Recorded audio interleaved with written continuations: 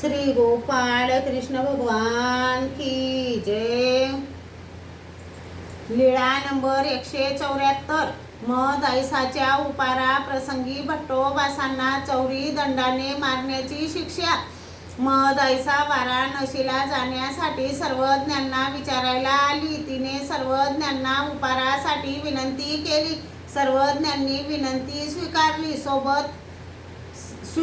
सर्वज्ञ म्हणाले, बाई दुधात तांदूळाचा उपहार करा। हो जी। मग मद ऐसाने तांदूळाचा भात, तांदूळाची खीर, वारिया, अमृत फळे, अर्जिवे, दही, वडे, दूध, दही असे भरपूर आणले।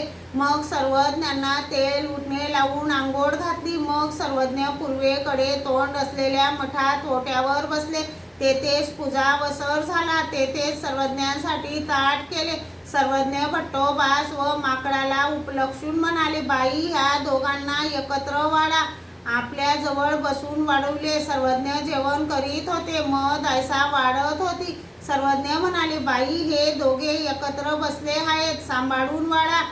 मद ऐसाने अगोदरच भट्टोबासांना भरपूर वाढण्याचा मनोरथ केला होता। मद ऐसा आग्रह करून वाढत होती। पुन्हा सर्वज्ञ म्हणायचे, बाई हे दोघे एकत्र बसले आहेत, सांभाळून वाढा। म्हणून मद ऐसा खीर वाढायची, अमृत फळे वाढायची असे तृप्त होईपर्यंत जेवले। सर्वज्ञांचे जेवण झाले। गुन्हा केला, विडा घेतला।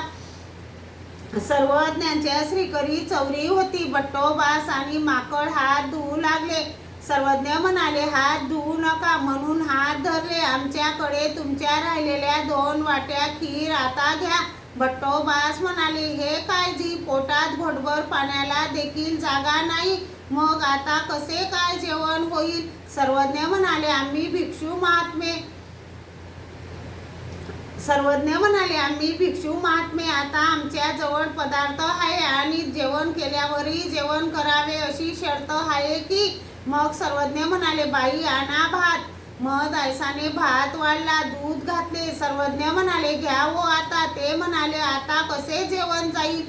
आणि सर्वज्ञ चौरीच्या दांड्याने ताडकन हाणायचे। हा गा ऐसे म्हणाल, ऐसे न म्हणीजे की? पुन्हा कोपरावर मारायचे। पुन्हा सर्वज्ञ म्हणायचे, जिव्हा